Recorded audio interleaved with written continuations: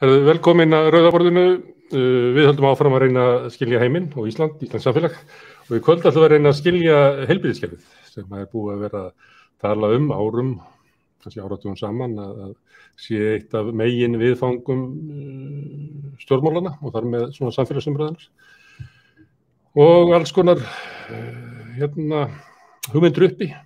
Sumir segja að vandinn sé stjórnunarvandi á Landspítalanum, aðrir segja þetta sé rekstrarformið, aðrir segja þetta sé stefnan, annars segja þessi vandi vera meiri peninga og þið kannist þetta.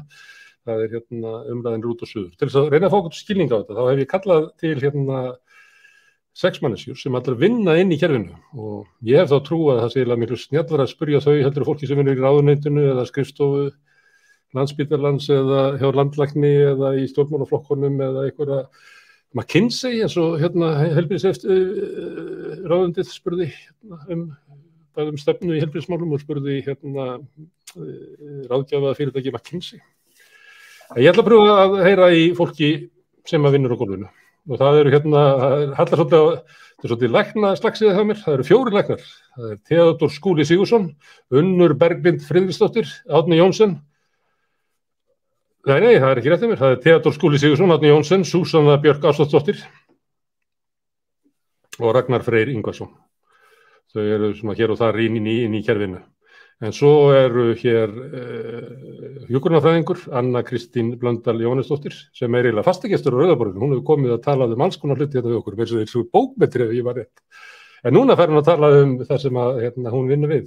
Hún er krabbameins hjúkrunarfræðingur og aðjúnkt við hjúkrunarfræðideild Háskólans. Og Unnur Berglind Friðriksdóttir sem ég nefndi áðan er ekki læknir, hún er ljósmóðir, hún er formaður Ljósmæðrafélags Íslands. Verið öll velkomin.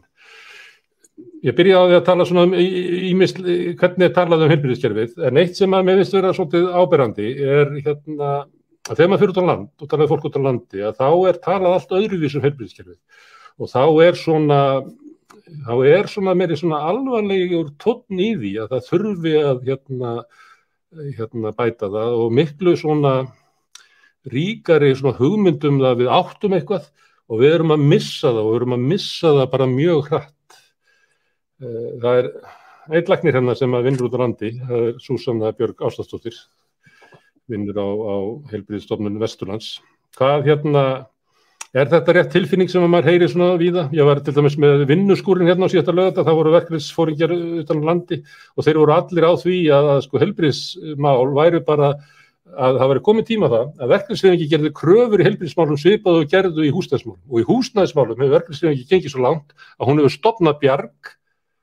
Þannig að það voru menn að tala það að kannski þurfum við bara að móta stefnuna fyrir stjórnvöld og gera kröfum, við viljum fá þetta. Er ástandið svona slæmt út á landi svo svona? Í fyrsta lagi þá vinn ég á Heilbrigðisstofnun Vestfjarða, en Sko, já, ég skil alveg hvað fólk er að tala allan í því héraði sem ég er í, að þá var það þannig að það voru mikið fleiri læknar og þeir voru dreifðari byggðina. Þannig að núna er búið að taka læknana og sameinað alla inn á Ísafjörð og vaktþjónustan öll á Ísafjörði.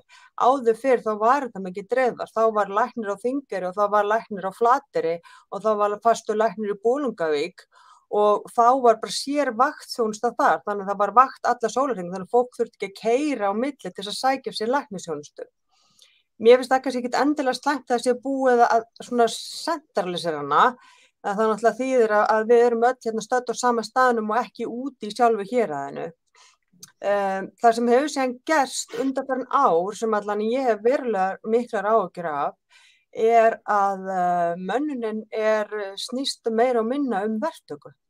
Þannig að það er þannig að 30% af okkar mönnun á allri landsbyggðinni rekin í verktöku. Sem þýðir í rauninni að sjúklingurinn að hitta nýjan lækni í hverri viku. Þeir koma bara í viku í senn og þá fellur niður þessi samfellaði þjónustu.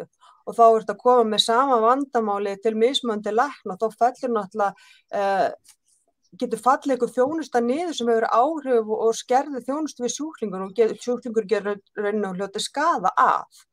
Það er nýbúið að gera þjónustukönnun hjá Maskinu og þá kemur ljósa að það eru 40% sem vilja meiri samfellu þjónustu á landsbyggðinni og 50% kvart undan biðtímanu sem til að koma til læknis. Og mér finnst þetta leiðilegt þegar ég vinn á landsbyggðinni að þegar ég hitti sjúklinga, maður næri ekki að fylgja þeim eftir út af það er svo mikið að gera. Við erum til dæmis hérna á Ísafirði erum við 3 og ég með sérnámslækni og kandidat með mér og eini sérfræðingurinn og í rauninni ætti að starfa hérna 5 sérfræðingar ef vel átt að vera. Og ef ég má aðeins halda áfram að þá hef ég meiri áhyggjur af einmenningssérðunum á Íslandi eða á landsbyggðinni eins og Patreksfirði og öðrum á Austfjörðum og Vopnafjörður að þá meirihluti af þeim í verktöku, það 40% af þeim sem rekin í verktöku og það sem að gerast núna á næstu 5 árum að þá erum við að missa næstu helming lækna út vegna að þeir eru að fara á eftirlaun og í einmenningssérðunum þá eigum við engan lækni eftir. Þau eru meirihluta rekin í verktöku og þá verða þá bara öll einmenningssérðun rekin í verktöku sem náttúrulega bara verið áhugjefni. Ég man eins og þið var ég á hausti til á Seyðisfirði og þá hafði læknirinn skilið og var að flytja út úr bænum og það var svona bara helstu áhyggjuefni bæjarbúa var það hvernig verið læknisþjónustunni vetur. Þar ræddi ég við konu sem bara Hafnarfirði og hafði fengið inni í félagslegu húsnæði á Seyðisfirði og átti barn sem var veikt og þurfti að fá heilbrigðisþjónustu, fór oft upp á Egilsstaði og stundum í bæinn. Og hún lýsti því hvað hafði verið losnað úr húsnæðiseglunni í Reykjavík og komast í örugt skjól hafði verið svo stórkostlegt og var svo ánægð hvernig bæjarbúar hefur tekið við sér að tilheyra svona litlu samfélagi, var eiginlega ástfangin á Seyðisfirði. Og svo spurði ég, ef þú mættir ráða, ef það væri svona í boði jafnir kostir í húsnæðismálum, hvorum staðnum vildur þú vilja búa, Hafnarfirði eða á Seyðisfirði? Hún sagði í Hafnarfirði. Hún sagði, nú, af hverju? Af því það heilbrigðisþjónusta. Þetta bara svo rosalega stórt mál að það að vera skilin eftir einhvers staðar án heilbrigðisþjónustu bara svo alvarlegt. Og það sem þú ert að tala núna var eiginlega bara fyrsta heimsótt til lækna. Það sem ég heyri oft fólk kvarta yfir að ef það þarf krabbamein eða eitthvað, þarf að fara í mikla aðgerð, fara oft í bæinni í suður. Fólk sem með langdautt barn, það þarf bara að flytja suður. Má ég aðeins spyrja þetta? Möguleiki á því að flytja eitthvað af þjónustunni út á land þannig að það sé ekki alltaf í nafni hagræðingar verið að flytja sjúklingana að ef þú veikist á Höfn í Hornafirði þá þarf þú að fara bara í bæinn en áður gastu kannski fengið læknisþjónustu á Höfn í Hornafirði. Sko það fá allir læknisþjónustu, ég mjög stolt af þeirri læknisþjónustu sem ég veiti hér, þú veist það ekki biðtími eins og að slys upp á 5-6 tímar, þú hringir í vaktina og þeir sinnt nánast innan 5 mínútna, þannig að það góð læknisþjónustu og ég stolt af henni, ég vil bara það komi fram og ég bjó út á landi og ég myndi ekki velja búa í Hafnarfirði, ég vil búa hér. Hér stutt að sækja alla útivist og stutt í vinnu, þannig að mér finnst frábært að búa hér. En við getum víslega bætt læknisþjónustuna og með því að gera mönnunina betri og bara starfsumhverfi hjá læknum betri svo þeir vilji sækja út á land. En ég skil hvað hún að tala og þá einmitt ég hef átt þessu umræði við Ragnar að það má bæta sérfræðiþjónustuna og nú erum við að borga eins og fyrir það, ef við förum suður til læknis þá fáum við greitt niður flugið í staðinn fyrir að flytja læknin hingað og hann myndi hitta alla sjúklinguna sem eru á biðlista að koma til innkeyrslulæknis eða hvernig sérfræðing sem og það þarf að bæta og ég held að það þarf að koma ofan frá, það þarf að koma frá ráðuneytum að þeir vilja koma út á land og sjúkratryggingar sjá hag í því að flytja læknin gefa læknunum peninga til að fara út á land og sinna fólkinu í staðinn fyrir að borga flugið fyrir sjúklingana söður. En ég vil samt segja að sérfræðilæknar kom ekki í stað heimilislækna á landsbyggðinni. Þeir bæta vissulega þjónustuna, já. Þú ert að meina Ragnar Frey Ingvarsson sem hérna, hann tók þátt í því sem hefði átt að fá nýsköpunarverðlaunin á sínum tíma sem var göngudeild COVID, en því miður var það flugleiðir sem fengu nýsköpunarverðlaunin að sækja sem besta peningum, ég veit ekki hvert það fóru. En Ragnar, reynslan á því að kasta upp göngudeild COVID með skömmum fyrirvara frammi fyrir mikilli vá, eitthvað sem við getum lært í þessu með hvernig þetta byggja upp heilbrigðisþjónustu í nútímanum, auka þjónustu út á landi þar sem kannski ekki svona físískt aðgengi að heilbrigðisþjónustu? Við Íslendingar erum ekki eina þjóðin sem hefur staðið frammi fyrir þessum vanda að veita þjónustu í dreifðari byggðum og það eru fjöldi má segja, fordæma sem þetta að leita út í heimi, Norðmenn, Danir, og ég hef mikinn áhuga á þessu og hugmyndin að aðgengi og að vinna í því að flytja inn bandarískan lækni til Íslands sem býr í Alaska og hefur algjörlega á síðustu 25 árum gerbylt heilbrigðisþjónustu í sínu ótrúlega dreifbýla héraði, sínum hluta af Alaska, Nuka Foundation of Care. Og þar hafa þau, má segja, umbylt nálgun sinni í að leysa vandamál. Að kannski má segja að valdefla aðrar stéttir, hjúkrunarfræðinga, sálfræðinga, bara sjúkraliða, með stuðningi lækna, með stuðningi fjarþjónustu, með aðgengi gegnum hvað sem síma, myndsamtöl eins og við erum að eiga núna, í gegnum bara fjarlækningar, bara SMS, e-mail, bara hvernig sem til þess að brúa þetta bil, því að það er langt í frá að þetta sé sér íslenskt vandamál. Þannig að það er alveg ótrúlega mikið sem við getum gert til þess að bæta stöðuna. Þannig að ég held að við þurfum ekki að fara einhverja svona sér íslenska greiningu á því af hverju þetta eiga sér stað, því þetta er að eiga sér stað allstaðar. Og það ég meina, Súsanna getur miklu betur svarað því hversu erfitt það að vera læknir á landsbyggðinni, að vera fjarri háskólaspítalanum með gjörgæslu, að vera krónískt á vakt, að vera, má segja, burtu frá öðrum kollegum sínum. Ég meina, við sem vinnum á spítala, vinnum á stofu, við sækjum mikinn stuðning í nærumhverfi okkar þegar maður glíma við erfið vandamál. Þannig að, landsbyggðin ekki í öfundsverðri stöðu, en það má kannski segja að maður getur verið bjartsýnn enga síður vegna þess að við höfum til svo margra góðra fordæma að líta og þá ætla ég sérstaklega að benda þetta dæmi frá Alaska, Douglas Abbey, og hann vonandi kemur á læknadaga núna þegar var haldinn í mars. Já, og þú veit á því að hörnandi heilbrigðisþjónustu út á landi stórt vandamál.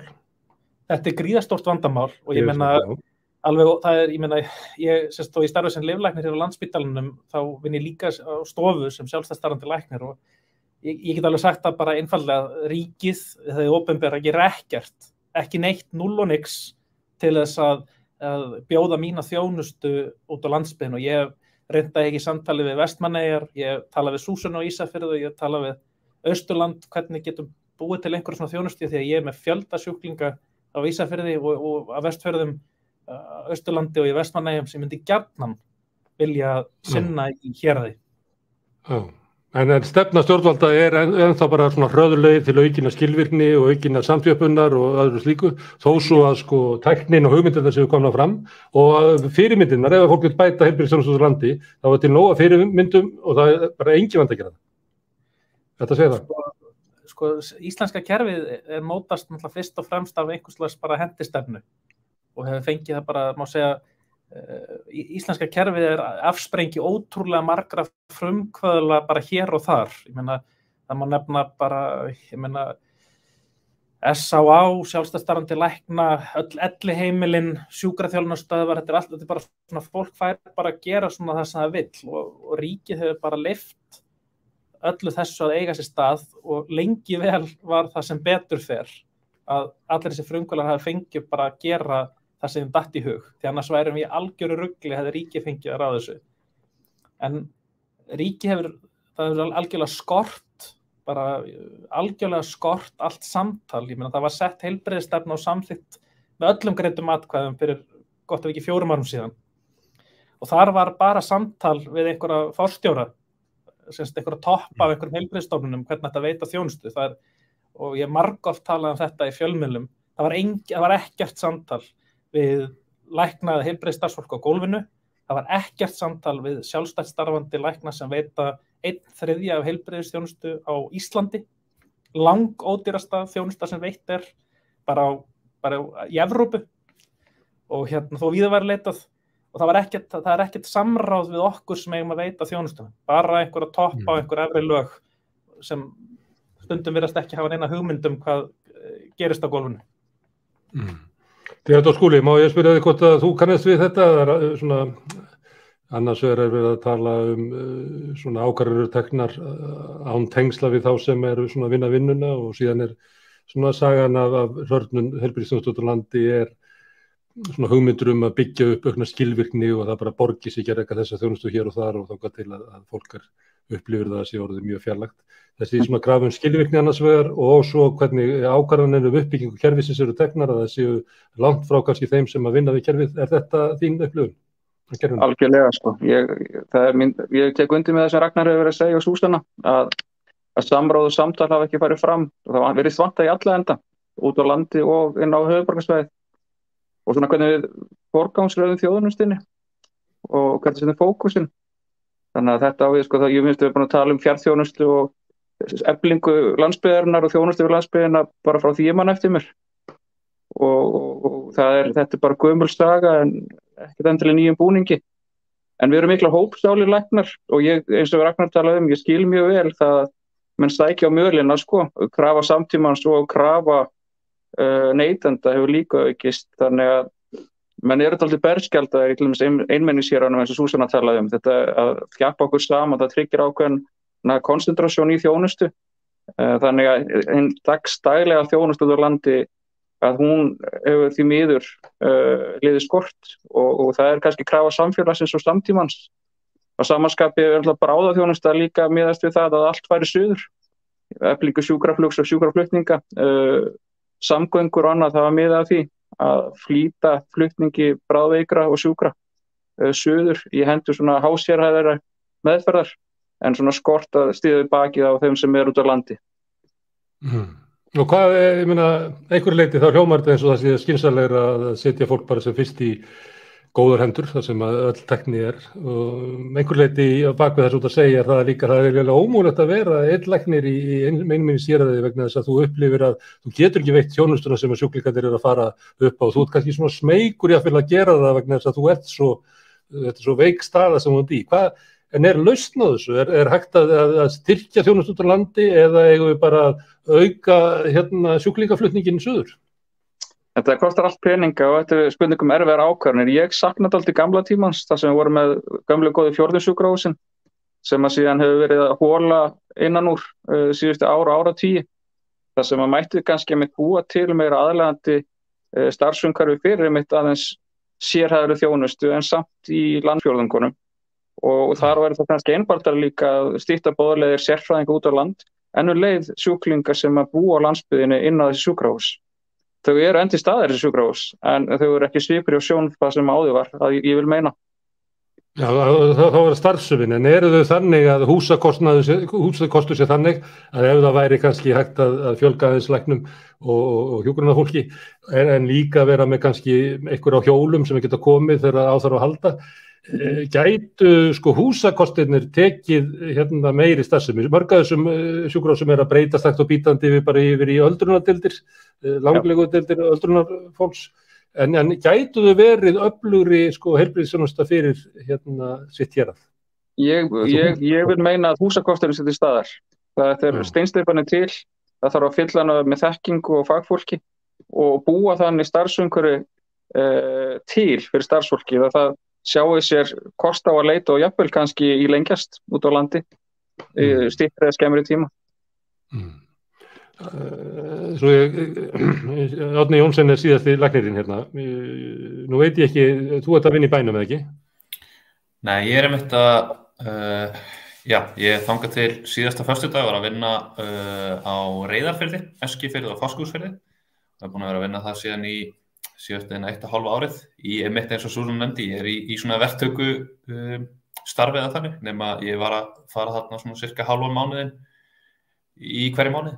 Þannig að þú getur fyllt upp í myndina heilbrigðisþjónustu út á landi. Hvað er eitthvað við að bæta það þau hafa sagt? Sko, mér finnst kannski eitt sem á við þetta bæta. Ég tek algjörlega undir það sem hefur verið sagt hér undan, en ég er náttúrulega svona, það verða 3 ár síðan útskrifast á læknadeild og það er ofboðslega lítil áhersla finnst mér á landsbyggðina heilbrigðisþjónustu á landsbyggðinni bara í læknisfræði náminu hérna á Íslandi allavega. Það er að segja, það er fyrsta skipti á 7. ári í 6 ára námi þar sem að fólk fer eitthvað út á land og þá er það í viku og heilsugæslu. Á því sem aður heit kandídatsára heitir núna sérnámsgrunnur þá er engin skylda heldur að fara út á land, það bara alltaf val hvers fyrir sig. Þannig ég held að þar með alveg, sko, ég ekki mjög hrifinn því að skylda fólk til að gera hluti, en ég held að það með alveg auka hvatana til fólks til þess að, til dæmis á þessu sérnámsgrunnsári, fyrsta árið sem fólk að starfa sem læknar, að fara út á land í nokkra mánuði og bara kynnast því áður en að það búið að fastmóta sér feril þar sem að það miklu ólíklegra til að fara út á land. Já, á hverju segir það? Það svona bara að þið gruna það að það myndi hæfa mörgum betur að vinna í smærri byggðarlögum út á landi og vera svona alhliða læknir heldur en að detta inn í Landspítalann eitthvað leys, eða hvað, akkur það gott fyrir fólk? Ég tala til dæmis bara að minni reynslu, þá ég fór í raun og veru bara svona í tilraunarskyn út á landi þegar ég var á þessu kandidatsári og mér fannst það bara frábært að vinna út á landi og þetta var einhvern veginn allt öðruvísi heldur en ég hafði séð fyrir mér. Ég held að fólk þurfi bara í raun og prófa það til að átta sig á kostunum við þetta. Já, og þannig að þú ætlar að fara, þú sér fyrir þig feril út á landi eða hvað? Ekki viss, eða svona, ég er ekki alveg búin að ákveða hvað ætla að vera þegar ég er stór, en mér finnst alveg, sko, alveg komið til greina að starfa á landsbyggðinni, sko, það er alls ekki eitthvað sem ég hef útilokað. Og ég held að ég hafi miklu opnari hug fyrir því núna eftir að hafa gert það, sko, síðastliðin 1,5 árið heldur en ég hafði áður en ég byrjaði þar. Svo held ég í raun og veru, sko, náttúrulega, núna í raun og veru þessu starfa í föstu starfi, allt árið út á landi eru heimilislæknar og næringangu. Ég held að, sko, að efla tækifæri fyrir sérgreinalækna til að starfa út á landi, þú veist, hvort sem það í fullu starfi eða að hluta til að fara til dæmis á fjórðungssjúkrahús eða svoleiðis.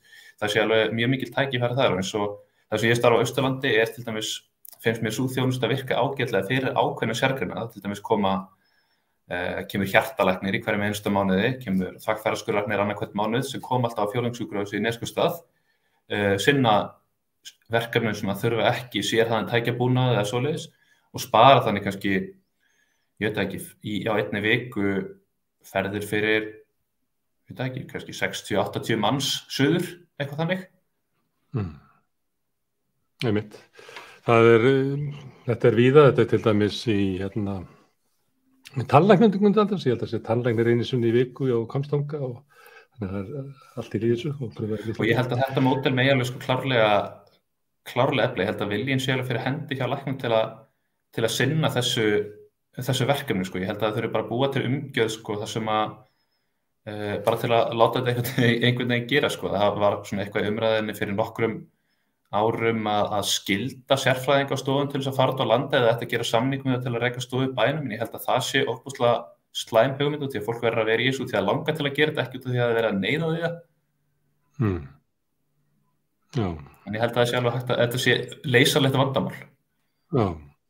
Hann, Ragnar Freyr, hann er á vakt, sko, þannig að hann dettur stundum út og tekur símtöl, en hann skaut inn einni athugasemd sem var það að það sé áætlað að ferðakostnaður sjúklinga á ári séu 600-800 milljónir, þannig að ef þetta er spurningu peninga, þá eru til, þá er bara spurningu hver er að borga peningin, sko, ef það getur verið að ríkið sé að spara eitthvað með því að leggja ykkur þjónustu niður, en kostnaður fer svo bara yfir í ferðakostnað sjúklingana, þannig að það mætti kannski skoða þessi mál svona heildstætt, taka til allan kostnaðinn, þannig að það er ekki endilega sparnaður ef að einhver kemst hjá því að borga reikningin, ef einhver annar þarf þá bara að borga, þannig að það er ekki þjóðhagslega hagkvæmt.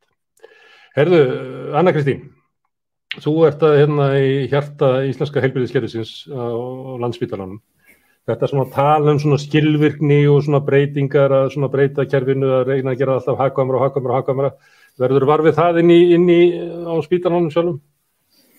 Já, auðvitað, það er alltaf niðurskurður hjá okkur, sko. Við þurfum alltaf að passa upp á að spara.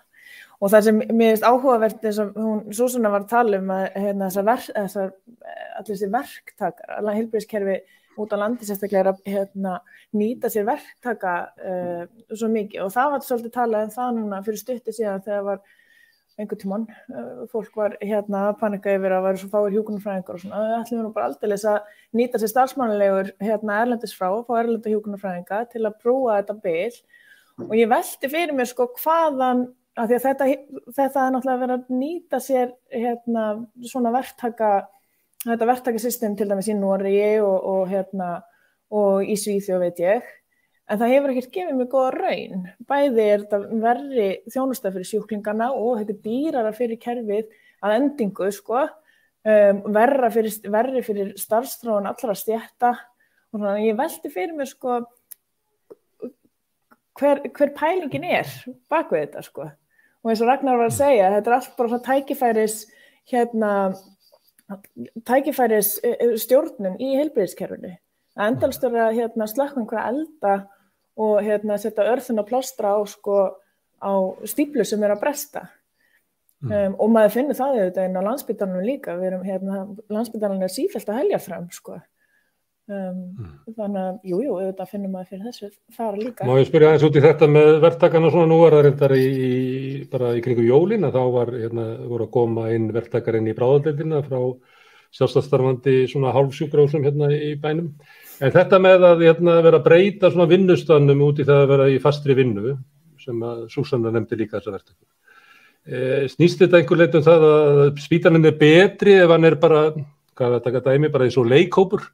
Það sem að, þú veist, það setja að byggja upp leikhóp til lengri tíma, frekar heldur en að sé alltaf vera að horfa á þetta, sé vera að vinna einstök verkefni og svo bara ráði fólk eftir þörfum hvað þarf á að halda.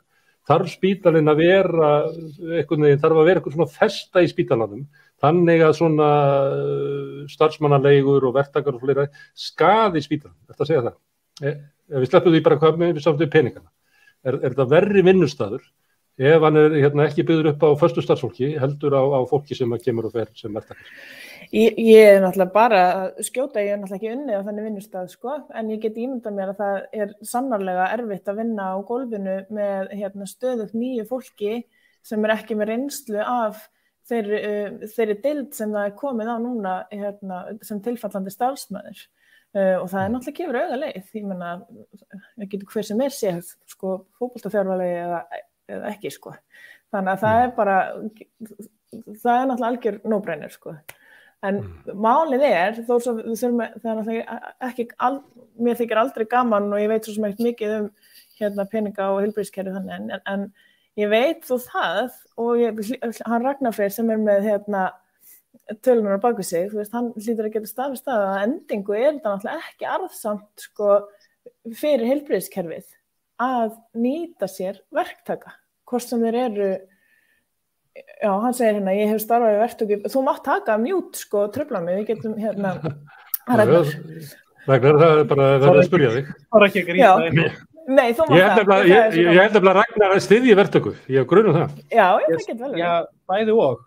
Sko, ég algjörlega sammála því að þegar þú vinnur á stað eins og Landspítalanum þá náttúrulega betra að vinna með föstu starfsfólki og en þegar að vantar fólk þá vantar fólk og það verður að leysa það til lengri og til skemmri tíma og ég veit nú ekki betur en það að það var frekar farsælt að ráða semst inn núna þegar að toppurinn á þessari COVID-bylgju það var mjög giftusamlegt að geta haldið gjörgæslu og deildin opinni og A6 og A7 og þannig að það var bara þetta besta mál en að sjálfsögðu eigum kannski ekki að reiða á það að reisa kerfi til langframa og þú veist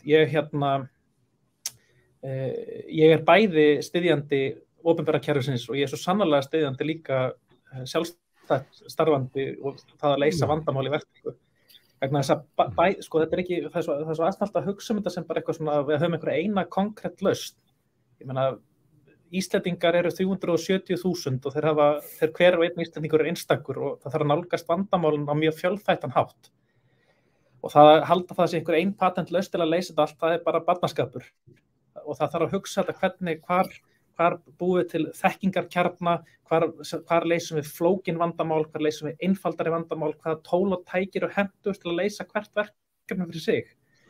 Og þannig held ég til dæmis að verktaka gangi upp við vissar aðstæður, en alls ekki við aðrar. Þannig að til dæmis ég hef unnið við verktöku í Svíþjóð og í Danmörku og í Englandi og hér heima og vissulega held ég að það hafi verið gagnlegt það var gagnlegt héraðinu sem fór til að fara þangað og sinna heilbrigðisþjónustu en það hefur ánæglega verið betra að hafa fastan lækni en því var ekki við komið Þannig að það var betra að fá mig í verktöku eða Árna Jónsson heldur en engan. Já, auðvitað, en þurfum við ekki að spyrja okkur við fastheitina, þurfum við ekki að spyrja okkur af hverju það þörf á verktökum? Ég ætlaði að spyrja, Anna Kristín, ég ætlaði að fá að spyrja það nefnilega þessu að því að sko lýsingin ykkar þekja svo að þegar eru miklir eldar að þá gott að fá verktaka fyrir að slökkva eldin. En auðvitað ef að forða því að hafa svona mikla elda og þá það spurningin með sko heilbrigðiskerfið að því þú sagðir á heljarþröm og þú notar svona orð, Anna Kristín. Og þannig heilbrigðisstarfsfólk búið að tala bara árum og áratugum saman, ég veit ekki kannski áratugum saman, allavega þessar öll. Og þetta ástand, til dæmis að Landspítalinn sé alltaf á heljarþröm. Hvað, þú veist, þetta hlýtur að vera bara eins og að vinna á skrifstofu Eflingar eða svo á eða eitthvað. Þú veist, þetta er ekki eðlilegt ástand, sko. Ég veit ekki, ég ætti kannski að spara stóru orðin, sko, en ég vinn til dæmis með krabbameinsveikum sem eru mörg flest ekki með starfandi ónæmiskerfi til dæmis og starfa í því í heimsfaraldri þá líður manni svolítið eins og maður sé, maður allavega stöðugt óöruggur að fara í vinnuna og óvart smita eitthvað til dæmis. Þannig að það alltaf svona mann nötrar svolítið sko og svo tekið kvöldvættir til dæmis á A7 núna í Bakarasveitinni og það vissulega ansi strembið oft. Þannig að en þú veist auðvitað oft bara gengur allt sali vel á Landspítalanum og allt bara óbúslega fínt sko en já, ok, Anna Kristín, það var annað, núna búið að vera að tala svona miklu þunga svona frá í aðdraganda kosningana og eftir kosningana að vandinn á Landspítalanum ekki peningar, þetta stjórnunarvandi, þetta bara fyrirtæki sem illa rekið, passa það við þína reynslu? Ég bara, sko, ég hef enga reynslu af neinum rekstri, nema bara að, þannig að ég get ekki, ég held að Ragnar sé miklu betri að hann hefur ábyggilega skoðað vegna þess að ég hef bara alls ekki skoðað það. Ég veit bara hvernig það að fá skipanir af ofan að nú skulle ekki nota svona mikið af þessum dýru plástrum í sárin sko, vegna þess að þeir eru svo dýrir. Það eina sem ég veit rekstur Landspítalans í rauninni sko. Nei, Ragnar, þú kemur vera inn í annarkvort skiptið það alltaf þú spurning. Það afsökunar á því. Er þetta stjórnunarvandi? Ég ætla að leyfa ykkur að draga ykkur eigin ályktanir. Ég meina, Landspítalinn fær á þessu ári 88.000 milljónir. Það er peningar. Síðan 2009 höfum við ekki aukið framleiðin okkar á neinn hátt. Við gerum jafnmargar aðgerðir, það leggjast jafnmargir sjúklingar en það leita jafnmargir á bráðamóttökunni, jafnmargir á dag- og göngudeildir. Það eru 900 fleiri starfsmenn á Landspítalanum núna en voru fyrir 10 árum síðan. Þannig að vissulega hefur okkur fjölgað, ferðamönnum hefur fjölgað, landsmenn að eldast og maður hlýtur að spyrja sig gefnar þessar forsendur að einhvers staðar pottur brotinn og það erfitt að segja haldar fram fullum fettum að Spítalanum illa stjórna. Ég meina, hann fær gríðarlega mikið af verkefnum en það alveg á hreinu að það er margt sem má laga hérna. Og ég meina það ætti að útvísa fjölda verkefnum af spítalanum sem getur einbeitt sér að ákveðinni kjarnastarfsemi sem við hreinlega eigum eftir að skilgreina hver er. Spítalinn eru stór og með mikið af verkefnum. Það þarf bara að minnka gera spítalann sinni bara eitthvað tilteknu og finna aðra lausnir á að sinna ýmsu verkefnum sem eru gerðar á dýrt inn í Landspítalanum. Það er það sem ég er að halda fram að væri skynsamlegra að gera. Þannig myndi skattborgarinn, ég og þið, fá meiri verðmæti fyrir þjónustunni, verðmæti fyrir skattpenningana. Ég meina, það hlýtur að vera sameilt markmið okkar allra að skattféð okkar nýtist sem best, að við fáum sem mest gæði, öryggi og góða þjónustu. Það hlýtur að vera endanlega markmið og það er ekki þannig að spítalinn hendi best til allra þessara verkefna eða opinbera kerfið. Þegar maður blanda þess einhvern veginn saman því að vandamál er svo ótrúlega mörg og fjölbreytt. En endanlega markmið náttúrulega góð heilsa eða eitthvað slúðis. Absolutt. Herðu, en Unnur Berglind, ljósmóðir, má ég spyrja það einu því að við erum svolítið að tala svona hvernig ákvarðanir teknar með mótun kerfisins og mér finnst eins og að sé búið að vera svona saga undanfarna áratugi, svona baráttu ljósmæðra fyrir því að starfið sé með einhverju tilteknum hætti og var ekki fæðingarheimilinu lokað í óþökk ljósmæður á þessum tíma.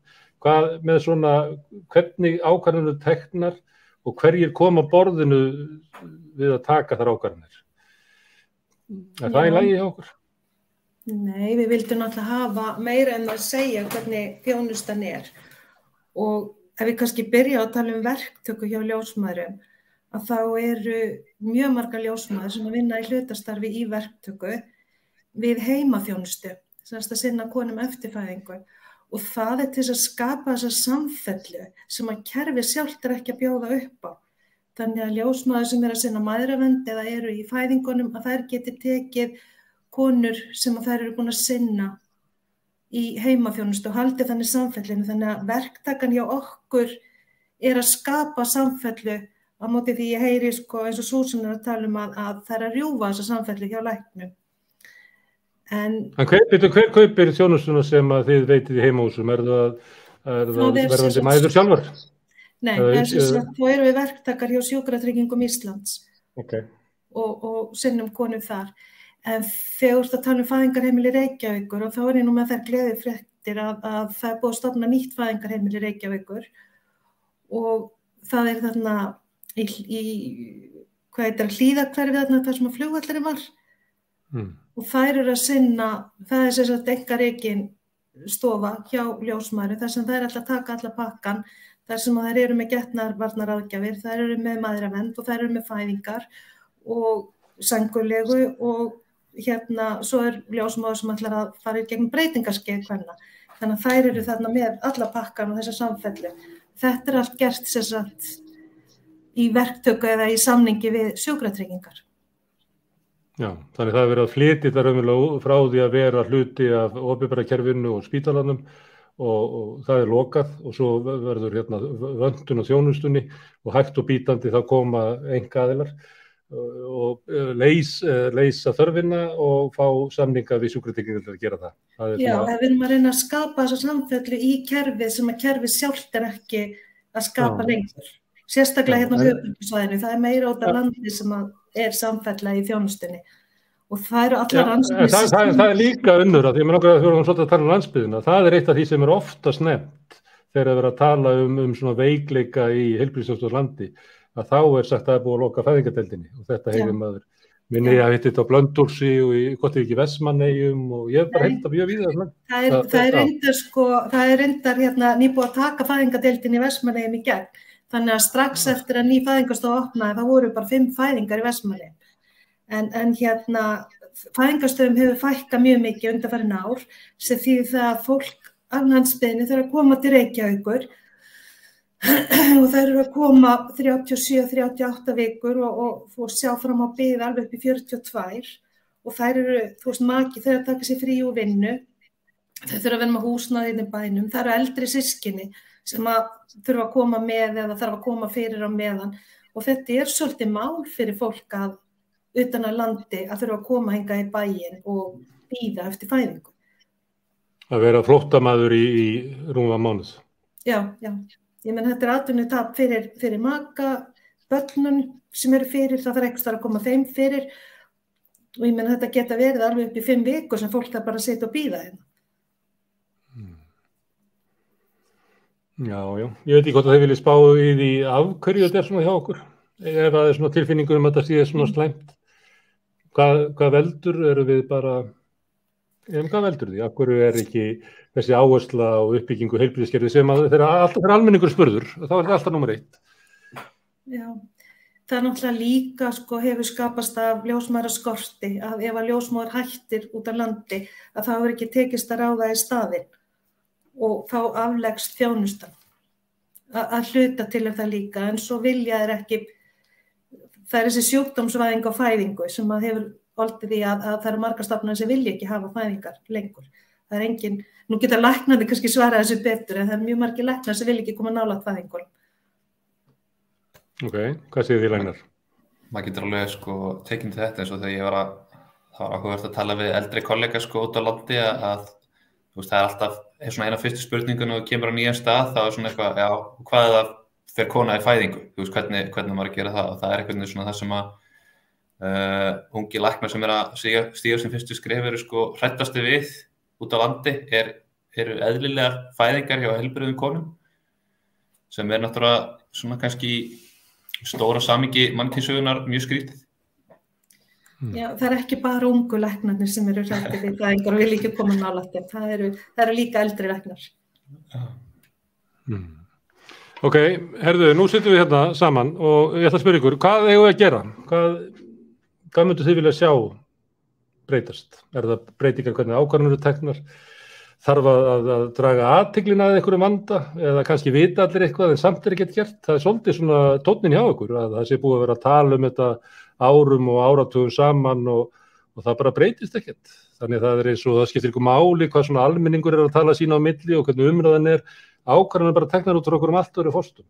Ef við má gefa ykkur ósk, hverju viljið breyta í heilbrigðiskerfinu? Fjölga ljósmæðrum. Það þarf ekki að vera einhver gulrót fyrir fólk að koma út á land, eins og við getum ekki pínt fólk eða setta inn í sérnámi, það þarf að búa til einhverja gulrót. Áður fyrr þá var það þannig að læknar fóru út á land oft bara eftir námi til að þéna í 1 til 2 ár og það var verulegur ágóði af því, en það það ekki lengur. Og ef ég mætti tala fyrir mig og ég var hérna á landsbyggðinni þegar kjarasamningurinn 2015 fór í gegn, að þá voru mín laun skert 40%. Það var, og Ríkisendurskoðun, hann skoðaði þennan kjarasamning og hann var alveg sammála því að það var eitthvað verulega rangt sem var þar gert og það þarf að endurskoða það og það hefur bara ekki verið gert og verðtangan stígur upp á landsbyggðinni samhliða því að þessi kjarasamningur fer í gegn 2015. Ég myndi allan að það eitt af því sem ég myndi skoða og síðan kannski þetta skoða margt annað eins og Ragnar nefnir að skoða hvernig þetta gert erlendis.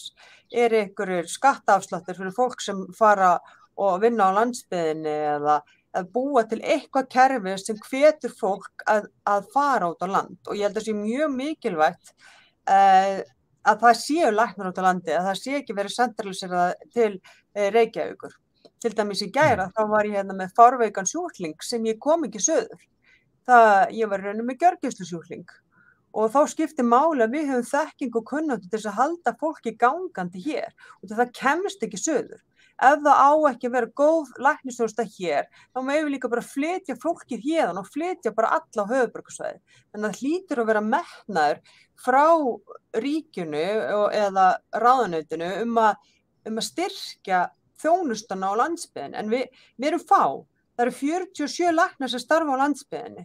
Það heyrist kannski ekki mikið í okkur en mér finnst við allan að vera gríðarlega mikilvæg fyrir við flytjum ekki bara öll til Reykjavík og segja punktu búið bless hérna. Theodór, má ég spyrja þig að það er svolítið áhersla á landsbyggðina í þessu samtali hér. Það getur verið út af því að Súsanna og Árni út á landi Já, ég kannski alltaf utanveldi í því samtali, sko. Já, mér langar að spyrja þig að því að þegar maður hlustar á þetta og eins og ég var að segja upp af því að ég heyri aldrei meiri hita í umræðum heilbrigðiskerfi heldur út á landi. En þegar maður að horfa á þessa Kastljós og Silfrið og fréttirnar og svona, þá allur fókusinn á Landspítalanum, sko. Það bara 97% af allri umfjöllun heilbrigðismála bara Landspítalinn. Og svo einu sinni ári eru deilur heilbrigðisráðherra við sérgreinalækna. En þú veist, þetta bara svo lítið áberandi. Getur verið að, já, ef að hvert yfir því að umfjöllunin heilbrigðismál bara ekki nógu góð á Íslandi. Það kannski hluta af málinu. Það kannski hluta af málinu. En það þýðir ekki að skauta fram hjá því að vandi Landspítalans stór og það talar ekstra vanda, sko, það náttúrulega eitthvað á stærstu heilbrigðisstofnun landsins sem tekur meiri hluta af fjárlögum ríkisins og skattpeningum skattborgarna sem að við erum að reka spítala með 100% nýtingu. Og það bara ákveðin birtingamynd sem að þú getur ekki rekið spítala þannig, þú getur ekki rekið heilbrigðiskerfi þannig. 100% nýtingu? Já.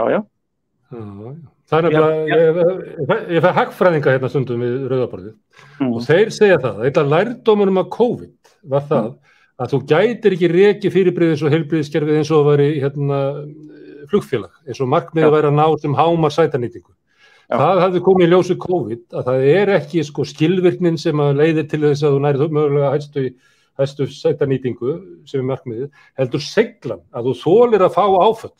Þannig ef þú ert að fara yfir 80-83% nýtingu, þetta var einhverjir hagfræðingar sem var að reyna að finna hvertalagi, að þá ertu bara að fara að setja allt í hættu.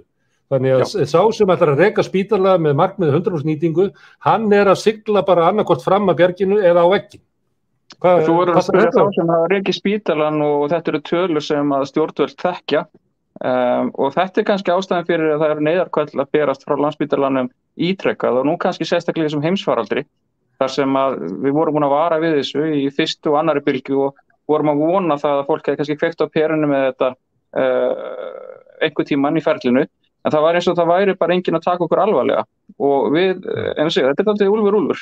Við erum búin að hrópa og kalla en ég verð að viðurkenna það að ég kom tilbaka, ég fór út fyrir hrun og kom heim eftir 10 ára sérnám og þá sem sérfræðilæknir Landspítalalæknir sem fór þá í svæfingar og gjörgæslulækninga, þannig að ég þekki vandamál gjörgæslunnar mjög vel og ég fór strax að tala þetta vandamál og mér dauðbrá þegar ég kom heim og sá þá stöðnum sem hafði orðið og það sérstaklega menn hafði ekki einhvern veginn komist á stað með það að vinna upp það sem hafði gerst í hruninu. Þannig að hlutfall af vergri þjóðarframleiðslu var allt og lágt sem að væri til Landspítalans. Við ættum í raun að verja meiru heldur en nágrannaþjóðirnar. Ekki bara til Landspítalans, heldur bara til heilbrigðiskerfisins alls ef við ætlum að tryggja þjónustu, út á landi líka, en hins vegar þannig að við erum búin að draga lappirnar, þannig að þó að menn gefa þess í 1 og 1 ár og fari kannski að nálgast 7, 8, 9% sem samt undir þessum 11-12% sem nágrannaþjóðirnar eru að nýta, þá erum við svo langt á eftir og við erum enn að reyna að kasta ofan í hítina og það vantar bara herslumuninn upp og við kannski komast í gegnum þetta. En það sem ég hef áhyggjur af inn á Landspítalanum og út á landsbyggðinni sem að fólk er búið að standa vaktina með sóma. Allt heilbrigðiskerfið og reyndar líka bara samborgarar okkar Íslendingar í að hlýða þeim tilmælum sem hefur verið að fara í gegnum, en það er komin gríðarleg þreyta í fólk. Og núna kannski sjáum við loksins fyrir endan á þessu öllu saman og þá er þetta aldrei hrættur það að menn fara að tala það að spýta í vinna í biðlistana eða aðhaldskröfur af því að allt hefur kostað peninga. Og heilbrigðisstarfsfólkið okkar, allt, það þolir ekki meiri sparnað eða kröfumsparnað en staðan núna og það mun bitna á öllu kerfinu af því að ég meina Landspítalinn þarf að taka við þeir sem eru bráðveikir og sjúkir utan af landi líka en ég myndi vilja sjá styrkingu í heild. Það þarf einhvern veginn að brúa bilið þangað til við erum búin að koma Landspítalanum á réttan kjöl þar sem við erum með eðlilega nýtingu á spítalanum en það þarf líka þá að tryggja það að við styrkjum innviðina sem gæti verið þá út á landi en það gæti líka verið kragasjúkrahúsi. En fram að því þurfum við að horfa á þetta heildstætt og það getur vel verið að, eins og við nefndi klínikina þarna í krísinu þegar að allt var að hrynja hérna áramótin, en þetta er vandamál sem við vorum búin að vara við fyrir löngu síðan og það var aldrei brugðist við þessu. Þannig að þegar að allt það skíðlogar allt, við erum búin að vera að reyna að slökkva eldinni ráð ekki við það, að þá þurfum við að kalla til fólk til að aðstoða okkur. Og það er náttúrulega aldrei erfitt fyrir okkur sem erum búin að vera inn á spítalanum í öll þessi ár að vara við vandamálinu að þurfa alltaf að horfa upp á það að nú á að bregðast við að redda okkur, en þetta er það sem við erum búin að vera að gera í öll þessi ár. Sannarlega er ég þakklátur fyrir hjálpina sem við fengum utan að, en þetta er það sem við erum búin að vera að vinna við í fleiri ár og mánuði. Og svo einhvern veginn er eins og fólk komið sem bjargvættir, en þetta er okkar veruleiki alla dagur á Landspítalann. Þú lýsir þessu svolítið svona eins og sé búið að keyra vélina þannig að það eru allar skrúur orðnar lausar og þetta er allt að hrynja, þú veist, var þaninn áður en að COVID kemur og svo gennum COVID þá hristist þetta allt þannig að þetta sé raunverulega eins og svona félagsleg tilraun til að sjá til hvort það sé hægt að ræsa vélina aftur. Það gæti verið það að það sé búið að ganga svo hart að henni að það sé kannski bara þurfið átak við að kominni í góða gang aftur, frekar heldur svona hugmyndi sem eru kannski að nú er COVID búið þannig að nú getum við kannski dregið niður kostnaðinn. Það væri kannski rétt að byrja á því að íhuga það að styrkja Landspítalann og innviðina þannig að þeir geti fungerað áður en förum að leita einhverjum öðrum töfralausnum. En sannarlega þurfum við einhvern veginn að bregðast við, en það talaði um verktöku ljósmæðra og það talaði um verktöku inn á Landspítalann og út á landi, en sannarlega væri kannski betra bara að styrkja hérna raunverulega innviði og gera þá, aðlaðandi fyrir starfskraftin að koma og vinna í því umhverfi sem er til staðar. Hvernig sem það er nú gert, en ég held að það væri til mikils að vinna að reyna að styrkja þá innviði sem eru til staðar þegar, að því að einhver hluta vegna er þannig að þeir eru ekki að fungera eins og staðnir í dag og þá leita menn að lausnum út fyrir boxið, en ég vil meina að ef menn kannski einbeittu sér að því að laga boxið, að þá kannski ekki þörfin fyrir þessa þjónustu utan að. Já. Hvað segir þetta Ragnar Freyr? Þú sagðir áðan að þetta væri spurning peninga, en hérna er nú komið fram að við verjum miklu minni lægri hluta landsframleiðslu og erum rík þjóð, heldur en nágrannalöndin. Ættum kannski að verja meira þegar við erum fámenn og það dýrara, það ekki heilbrigðiskerfi í dreifbýlu landi, ættum við að herra, við höfum ekki her, við höfum nóga peninga til að gera það. Ég get alveg tekið undir það að það mætti alveg verja miklu meira fé til heilbrigðismála, en á sama tíma finnst mér, sko, þessi faraldur hefur kennt okkur ótrúlega mikið af hlutum og mér langar bara til að nefna það hafandi tekið þátt í byggingu þessara eflingu þessari COVID-göngudeild og svo bara má segja viðbrögð við faraldrinum og þar má segja að þar voru sérfræðingar spurðir álits hvernig ætti að gera hlutina og viti menn að þegar að sérþekking og sérfræðiþekking og fagþekking fer að stýra þá fáum við út góða lausnir. Og við getum öll verið sammála það að þegar leitað hefur verið til sóttvarnalæknis Þóróls þá hefur hann komið góð ráð og það hefur leyst okkar vanda ótrúlega vel og við hefum líka spurt sérfræðing á spítalanum, þetta hefur gengið vel, við hefum spurt lækn út á landsbyggðinni hvernig hefum að leysa málin þegar það fengi að koma að málum, þannig þessna hefur fengið farsælar lausnir og þetta svarið held ég sem til pólitíkusana, stjórnmálamannana að hvernig ætlum við að halda áfram til framtíðar og það að spurja okkur sem höfum sérþekkinguna, heilbrigðisstarfsfólki hvernig á að leysa vandamálin og ég algjörlega viss það að allir við þetta pallborð hér núna og líka bara allir sem vinna við heilbrigðisþjónustu eru með hugmyndir hvernig á að gera hlutina betur, öruggar, betri gæði og jafnvel ódýrar og það ætti bara að spurja okkur meira hvernig á að gera hlutina frekar en við fáum eitthvað mandatað ofan hvernig þetta á að vera. Þegar við erum sérmenntuð í þessu og þessi faraldur eins og hann hefur bæði kastað sviðsljósun eða ljósun á það allt það sem hefur verið brestir í okkar kerfi en að sama skapi hefur líka þegar hólmum var komið lausnirnar á þessum stóru vandamálum þar hafa líka verið að finna hérna og ég held að það sem við erum að horfa til framtíðar það er að spurja fagfólkið hvernig við erum að leysa hlutina þessa ótrúlega flóknu vandamál hvernig er hagkvæmast, best og öruggast að leysa þessi vandamál og lausnirnar eru fjölþættar það er ekki bara svona lemja þetta allt með sama hamrinum heldur þetta er verkfærabox sem við þurfum að beita til þess að leysa vandamál framtíðina því að vandamál eru ótrúlega mörg. Og lausnirnar koma víða innan úr kerfinu eftir því hvernig vandinn blasir við fólkinu sem að vinna við það.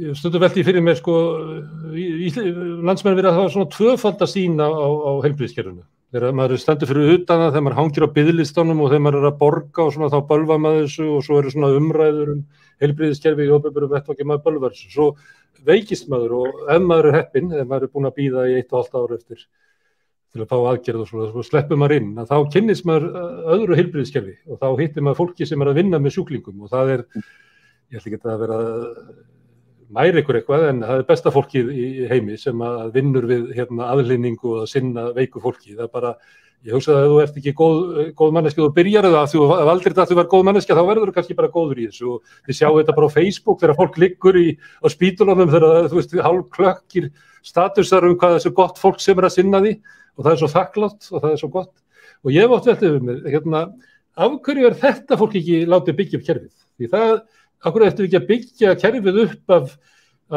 hinu fagra heilbrigðiskerfi sem við hittum þegar við erum veik og fáum aðhlynningu. Af hverju má ekki byggja það þaðan í staðinn fyrir að þurfa alltaf að hlusta á einhverja McKinsey kalla, segja okkur einhverja skilvirkni og hagkvæmni og eitthvað fleira. Þá spyr ég ykkur. Já, svaraði henni. Já, maður veltir fyrir sig hvort að fólki sem að hægt og rólega hefur fengið sparki upp á þessi kannski ekki fólki sem er hæfast fyrir sína hjúkrunarlækningum og það fær þá eitthvað annað. En þú heyrði ekki frá mér. Nei, ok.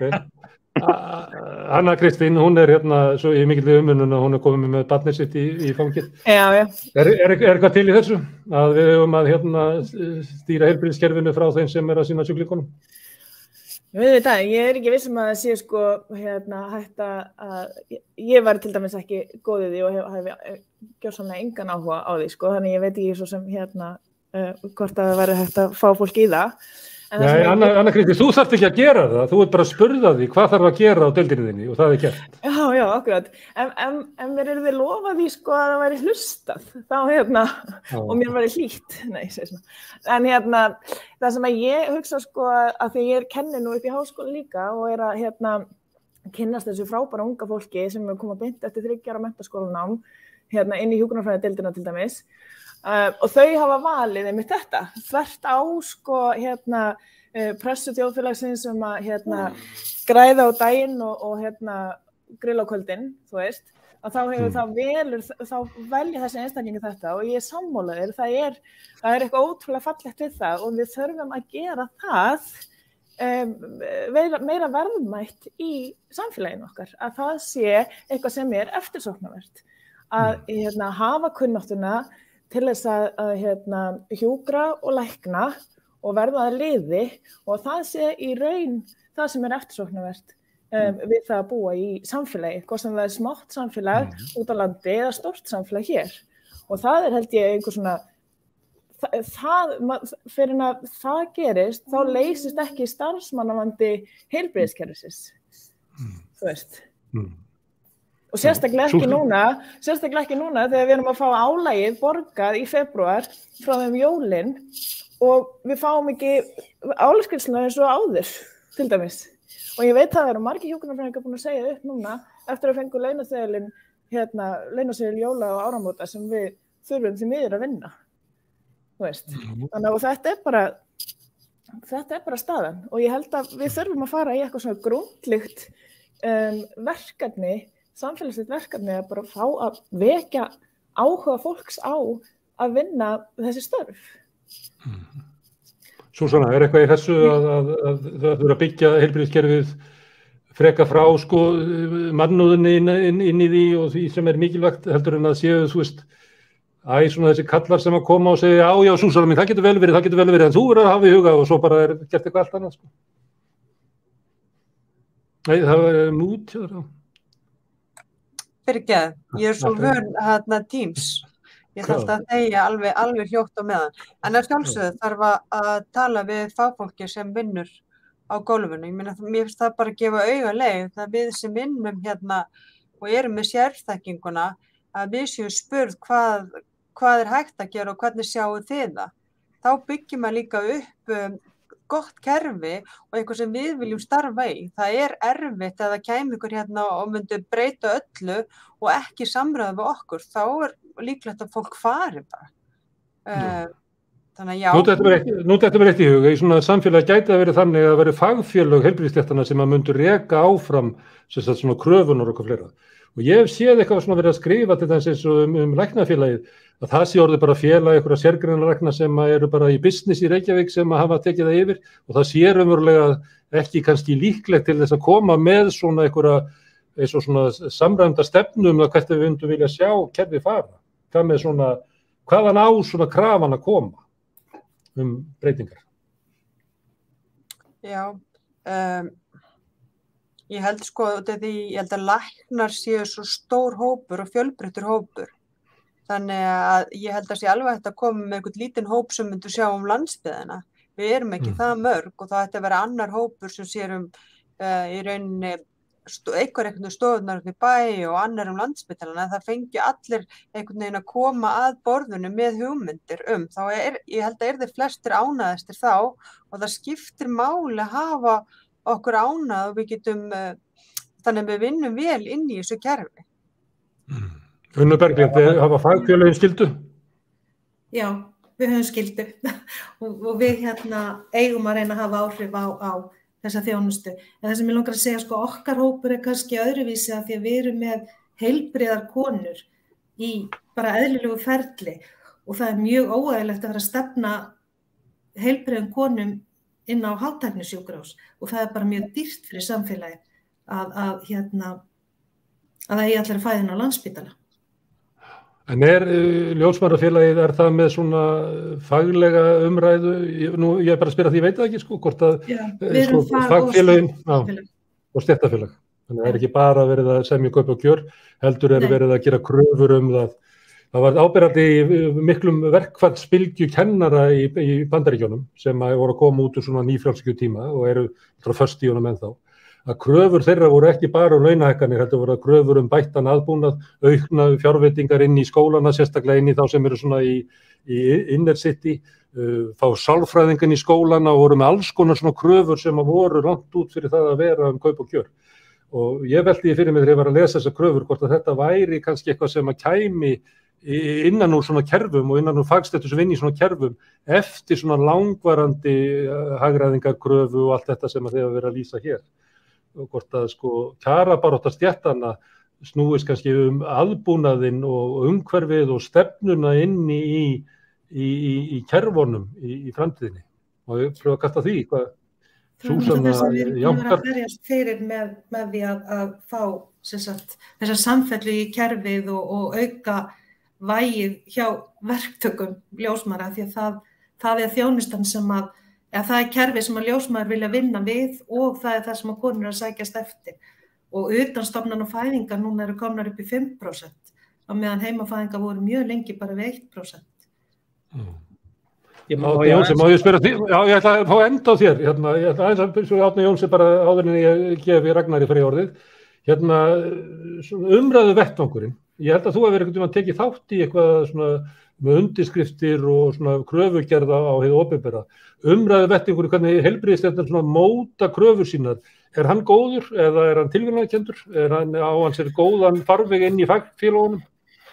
Sko nú kannski má taka það fram, ég sit fyrir hönd almennra lækna í stjórn Læknafélagsins og mér finnst í raun og veru hefur alveg verið svona réttmætt gagnrýni á það. Það hefur kannski verið óvenju mikill fókus á kjaramál innan Læknafélagsins og ég held að, og í raun og veru það sem við erum svolítið að gera núna er að reyna að byggja svolítið upp þennan faglega hluta meira bara út af því að hvað við finnum að það er mikið þörf fyrir það að starfsfólkinu heilbrigðiskerfisins hafi rödd í því hvernig það er byggt upp. Þannig að við erum til dæmis að ræða með nákvæmlega sem Súsanna var að tala um að setja upp einhvers konar hóp til þess að svona móta hver er sín læknafélagsins til dæmis og hvernig heilbrigðiskerfi að vera uppbyggt og það væri mjög áhugavert að heyra þannig skoðanir líka frá öðrum heilbrigðisstéttum hvað að vera gert hvar.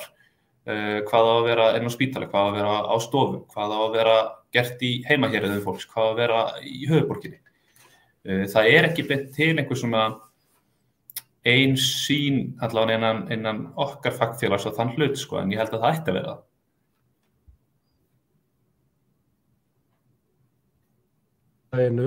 Ekki aðgreina frá því að það var til þess að tala það, verið þess að kom ekki fram að það voru 74 læknar út á landi af hvað mörgum læknum á Íslandi. Ég veit ekki allavega, það lítið hópur að það hætt við að hann svona kapni bara inn í einhverju heildarumræðu kerfið. Þannig hann þarf kannski að hafa svona sitt eigið plattform til þess að móta sína kröfugerð. Það eru 1500 læknar í læknafélaginu sem eru að skrá, þeir eru skráðir fyrir félagsgjöldum. Við erum fleiri en þetta er þeir sem eru að græða félagsgjöld. Og ég var nú svo læknir sem bara ábyrgði þessum 1000 undirskriftum. Lækna síðastliðið vor. Og þar voru setta fram áherslur lækna allavega í sambandi við uppbyggingu kerfisins og hvað þetta horfa til framtíðar. Og það snerist ekkert kaup, það snerist í mörguleyti bara stefnumótun og starfsumhverfi, öryggi sjúklinga. Við buðum þáverandi heilbrigðisráðherra til samtals og hann buði aldrei okkur tilbaka. Nú, þannig að þetta var bara að þið skiluðu þessu. Við erum búin að skila þeim lista núna áfram til næsta heilbrigðisráðherra og við skulum sjá hvort við fáum ekki einhver samtal. Það var útgefandi hérna í bænum sem var með svona möppur á baku sig og ef maður sá yfir öxlina þá gat maður lesið á eina möppina, það var erindi sem hefur svarað, til dæmis með því að svara þeim ekki. Þannig að þið hafið endað í þeirri möppu hjá heilbrigðisráðherra. Ragnar Freyr, þú ert náttúrulega landsfrægur bloggari og kannt að tala við stóra hópa fólks með svona alls konar mál. Og ég er gaman að fylgjast með þér hvernig þú ert að svona, mér finnst þú svo þetta spóla þig í gangi í svona umræðum heilbrigðiskerfið, svona undanförnum 2-3 árum. Mjög gaman að fylgjast með því. Finnst þér vanta svona vettvang þar sem að heilbrigðisstéttirnar geta talað saman og kannski mótað einhverja kröfur til þess að geta haft raunveruleg áhrif sem eru meiri heldur en að þú getur sagt kannski að lækna Tómas sem að hlaupa í svona viðtöl hér og þar? Já, ég hef margótt stungið upp á því að heilbrigðisstéttir komið saman í eitthvað slags svona, hvað getur maður sagt, think tank, þar sem við komum með svona stefnu, hvert við sjáum fyrir okkur að kerfið ætti að stefna og hvernig við best á að veita þjónustu, hvað hún á að vera, hvernig hann verið að dreifðu byggði, hvað að vera á höfuðborgarsvæðinu og ég meina því miður hefur ekki orðað því ég stakk fyrst upp á þessu bara nánast fljótlega eftir ég flutti heim fyrir 5,5 ári síðan og það er nú ekki orðið úr ennþá en við erum komið með nýjan formann núna og ég var að ræða við hana bara senast í gær nákvæmlega þetta að það skiptir alveg ofboðslega miklu máli að raddir heilbrigðisstarfsmanna fá að heyrast sem mest af því við erum þeir sem tölum við sjúklingana og við heyrum hvað þeir þurfa og við viljum gjarnan veita það og ég get eiginlega ekki sleppt að þú sagðir hérna varðandi læknafélagið að þetta væri einhverjir sérfræðilæknar í business verðandi að ég einn af þeim og ég sem sagt bæði formaður félags gigtalækna sem okkar fagfélag og svo líka stjórnarmaður í LR sem er læknafélag Reykjavíkur og